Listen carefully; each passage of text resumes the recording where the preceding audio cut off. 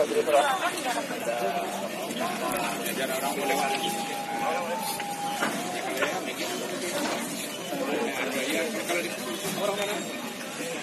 kalau di sini kalau ya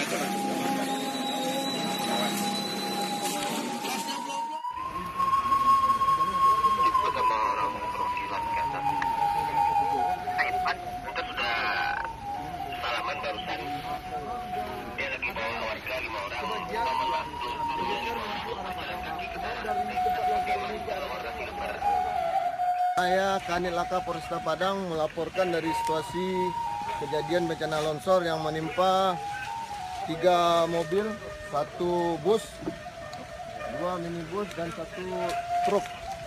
Tadi kami laporkan dari lokasi masih banyak warga yang berusaha untuk bisa melewati ini karena akan melaksanakan ibadah umroh.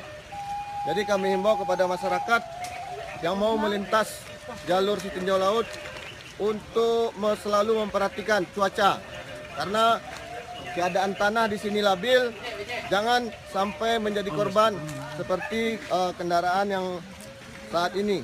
Jadi itu kami dari lokasi melaporkan, silakan memperkirakan waktu perjalanannya. Kalau hujan silakan berhenti, cari tempat yang aman.